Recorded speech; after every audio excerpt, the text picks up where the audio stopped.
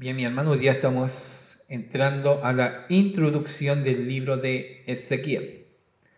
Libro de Ezequiel. Y vamos a ver qué nos cuenta la introducción.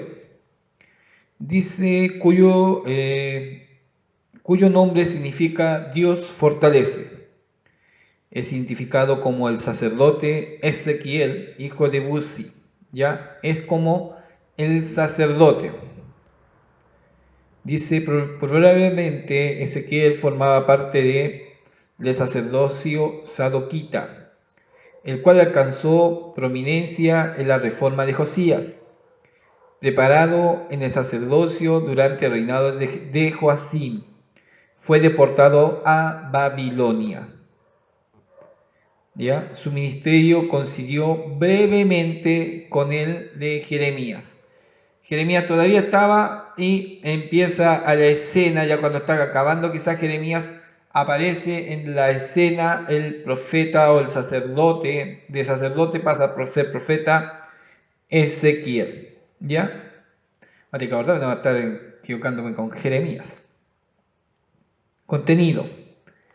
Dice la inmediatez de su contacto con el Espíritu Santo, sus visiones y la frecuencia con que las palabras del Señor descendían sobre él, lo vincula tanto como los antiguos profetas contemplativos como con los profetas clásicos. Sus experiencias espirituales también constituyeron una anticipación de la actividad del Espíritu Santo en el Nuevo Testamento. El mensaje de Ezequiel fue dirigido al demoralizado remanente de Judá, exiliado en Babilonia. La responsabilidad moral del individuo puede considerarse su tema principal.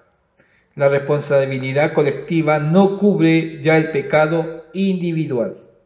Cada persona debe reconocer su cuota de responsabilidad en la calamidad nacional.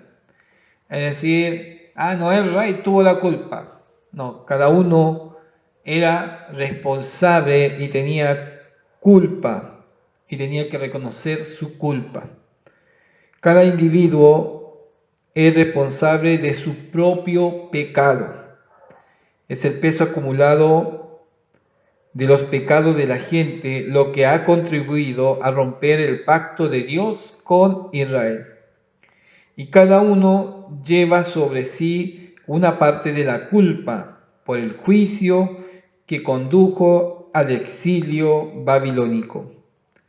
En el libro se distinguen fácilmente tres secciones: el juicio a Judá, el juicio de las naciones paganas y las futuras bendiciones que recibiría el pueblo de Dios. ¿Ya? Ahí tenemos parte de la ayuda que me marca la plenitud. La Biblia de la mujer también tiene una ayuda que me marca unas buenas ideas y me dice la siguiente: el profeta vivió con otros exiliados judíos en un asentamiento llamado Tel Aviv, situado cerca del río Kebar, en las antiguas ubicaciones de Nippur, al sureste de Babilonia. Profetizó entre los exiliados durante al menos 22 años. ¿Ya? ¿Cuántos años? Jeremías hablaba de 23, él habla de 22 años. Estaba casado, aunque su esposa murió poco antes de la caída de Jerusalén. Tenía su propia casa, donde en ocasiones lo visitaban los ancianos de su comunidad que buscaban una palabra de Dios. ¿Ya? Entonces ahí vamos viendo el propósito de lo que nos marca Ezequiel. Y el otro destinatario, Ezequiel ministró al pueblo de Dios en Babilonia, aunque en algunas de sus visiones fue transportado a Jerusalén. A pesar de que los líderes llegaron a escucharlo, aquí hay una buena aceptación al escuchar, la mayoría de los exiliados no aceptaron su predicación. No andaban bien las cosas ahí. aunque las personas pueden ver todo lo que pasa, pueden estar sacando los cálculos, saben por qué viene y todo lo demás, pero aún siendo el pueblo de Dios, ponen duro su corazón, no quieren oír. Aún oyendo, no quieren oír. Bien, y pasemos, aprovechando, entremos al capítulo número 1. Este capítulo, para muchos que les gustan los ovnis, los platillos voladores, fascinado. Pero vamos a hablar del capítulo 1, muy enganchado con cada capítulo que viene adelante, el capítulo 2. Pero en el capítulo 1 vamos a encontrar a los querubines, ¿ya? A los querubines. Así que no son no son los marcianos, no, son seres celestiales. Bueno, ellos no son seres de aquí de la tierra, son seres celestiales. Así que son seres celestiales que se sientan delante del trono de Dios. Pero la palabra, Él tiene una visión hermosa, preciosa de cómo son estos seres. Bien, capítulo 1 dice de esta manera. No me acuerdo si oramos, sí, parece que no oramos, vamos a orar para entrar ya a la lectura del capítulo 1. Padre, pedimos que tú nos bendigas a través de tu palabra. Entramos en un nuevo libro, Señor, y pedimos, Señor, que tú nos des las ganas y nos dé el compromiso también de poder terminar este estudio. Bendice nuestras vidas y, Señor, háblanos y que tu palabra nos apasione, Padre. Te lo pedimos en el nombre de Jesús. Amén y amén. Bien, capítulo 1 dice de esta manera. Aconteció en el año 30, en el mes cuarto, a los 5 días del mes, que estando yo en medio de los cautivos junto al río Quebar, los cielos se abrieron y vi visiones de Dios. Y vi visiones de Dios. Ya que los cielos se abran, ya empieza a correr la visión. ¿Se da cuenta? Y aquí Dios ya está trabajando con alguien que se llama Ezequiel. ¿En dónde está Ezequiel? En Babilonia. Está en Babilonia junto a los cautivos, junto al río Quebar. Y allá el Señor no tiene problema de darle una visión allá. No es en Jerusalén solamente donde puede estar la visión, no es en el templo. Yo, lo más lejos que puedas estar, Dios te puede dar una visión.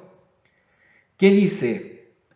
En el 5.º año de la deportación del rey Joaquín, a los 5 días del mes, vino palabra de Jehová al sacerdote Ezequiel, hijo de Busí, en tierra de los caldeos, junto al río Quebar. Vino allí sobre él la mano de Jehová. Cuando dices vino allí sobre él la mano de Jehová, por eso se hablaba mucho del Espíritu Santo. Se marca que esa mano puede haber sido el Espíritu Santo vino sobre Ezequiel.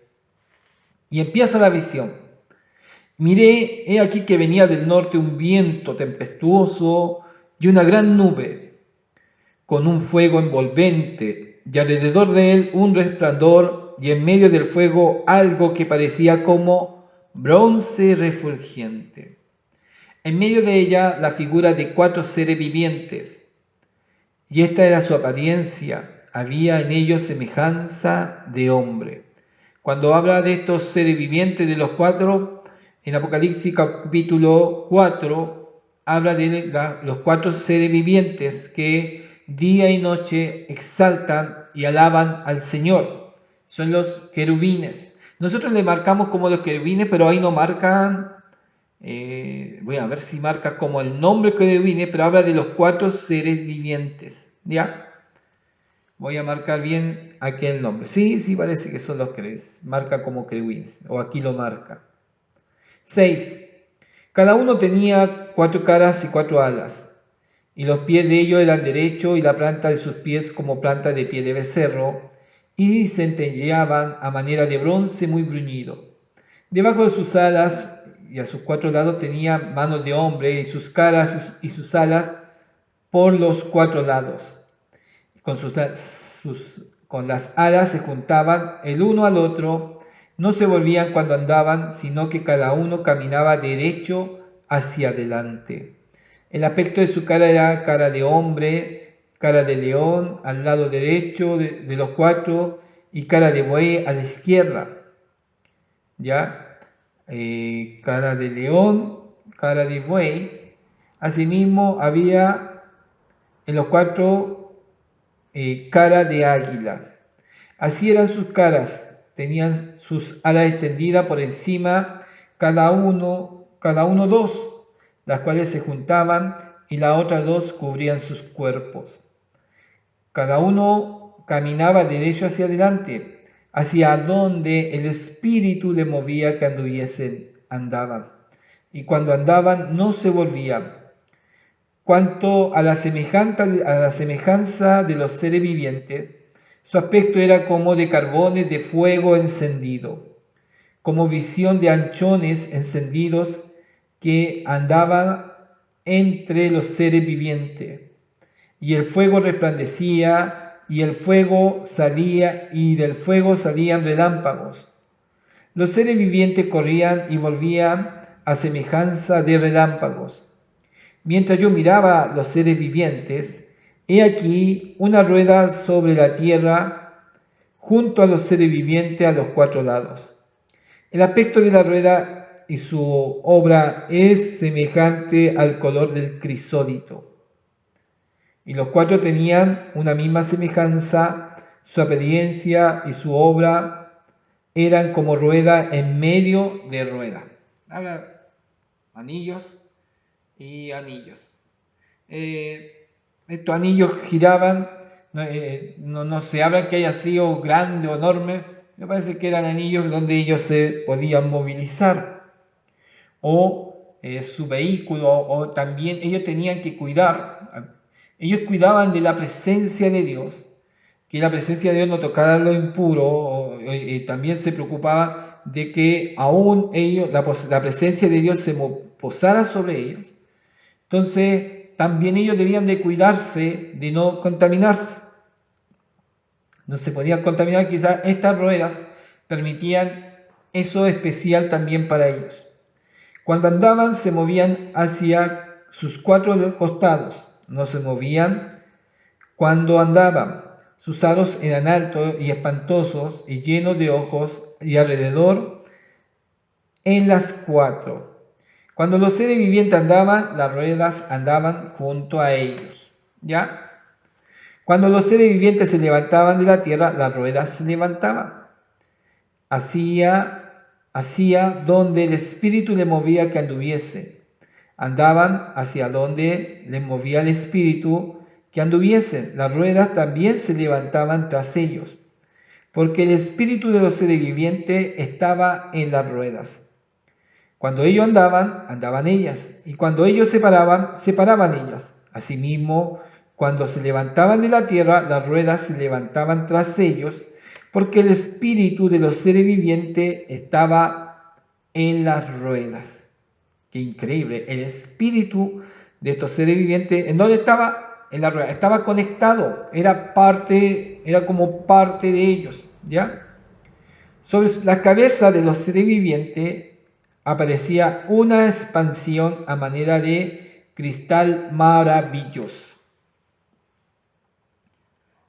¿Dónde estaba esto? Sobre las cabezas de los seres vivientes, que había una expansión como cristal maravilloso. Algunos le colocaban una aureola, pero no era una aureola, sino una expansión. Se veía algo, había algo reflejado sobre sus cabezas. No era corona, ¿ya?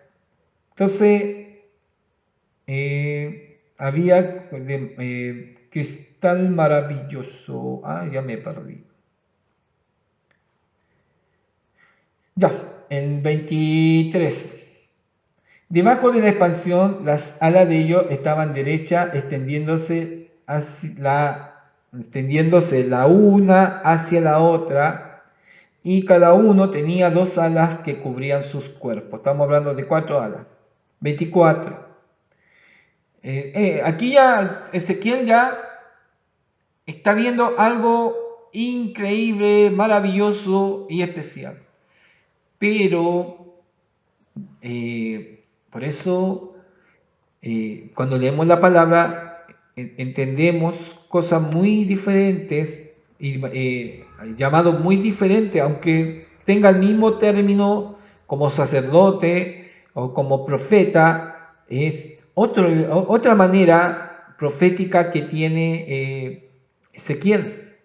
Jeremías lo habla así de lo que ves, ha tenido visión y todo lo demás, pero aquí está viendo una visión increíble, aún una visión tan increíble y especial que ve estos 4 seres vivientes, estos querubines, que Jeremías no lo vio. Jeremías no lo vio, ve a estos querubines y más encima tiene un gran privilegio que sobre ellos va a ver el trono de Dios. Ezequiel, siendo profeta, Dios lo está llamando y le está dando ¿cómo podemos decir? No una misión, que jamás que sea la misma misión, pero una parte muy diferente a Jeremías. Entonces, por eso tenemos que entender, a algunos le toca trabajar de una manera, a otro de otro. Uno comprende de una manera y tiene una visión, otros tienen de otra manera, tienen otra visión.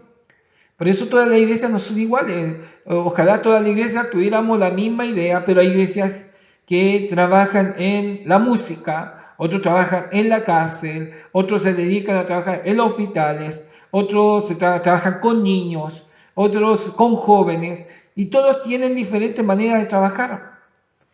Y no significa que no sea la iglesia de Dios. El problema que el uno critica al otro, y ese es el problema que tenemos que entender, que como profeta no podemos decir, oh, Ezequiel fue más grande que Jeremías. No, no.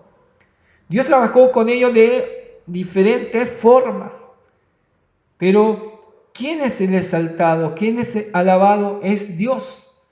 Y el Dios es el que da la forma de trabajar a cada uno de ellos. Ellos no le dicen, yo Señor, yo quiero trabajar de esta forma. No, es Dios es el que le da la forma de trabajar a ellos.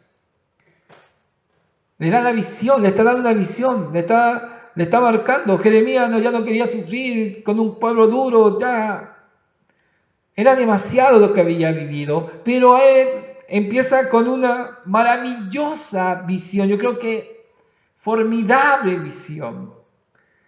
Ezequiel, que muchos que leen esta historia sacan muchas conclusiones, pero lo vio Ezequiel.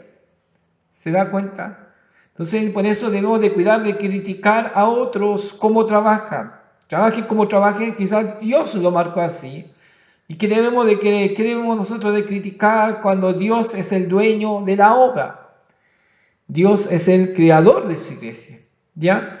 Ahora vamos a ver qué pasa con él, porque la visión es hermosa de ver a estos 4 seres vivientes, pero lo más hermoso no es estos 4 seres vivientes, aunque son hermosos, son especiales, es maravillosa la visión, pero el que está sobre la cabeza de estos seres vivientes es el especial. 24.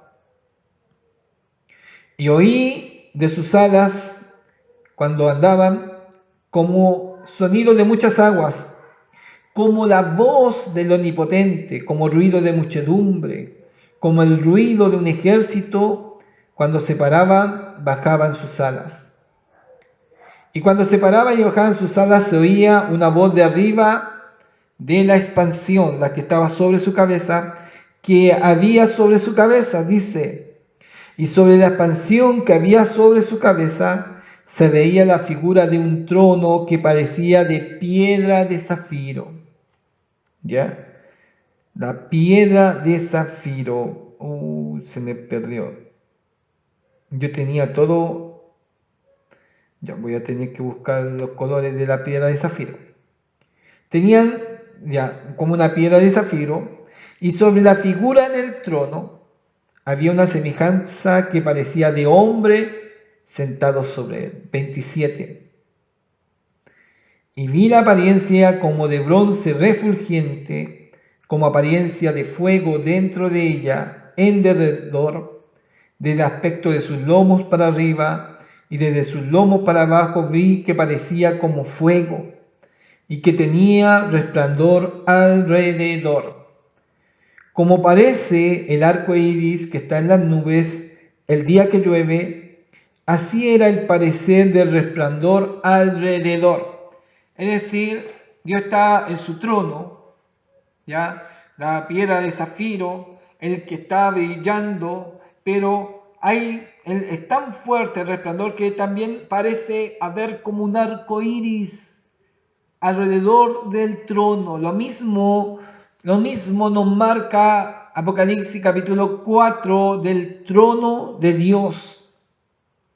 Y lo estaba viendo Ezequiel. ¿Ah? Lo estaba viendo Ezequiel.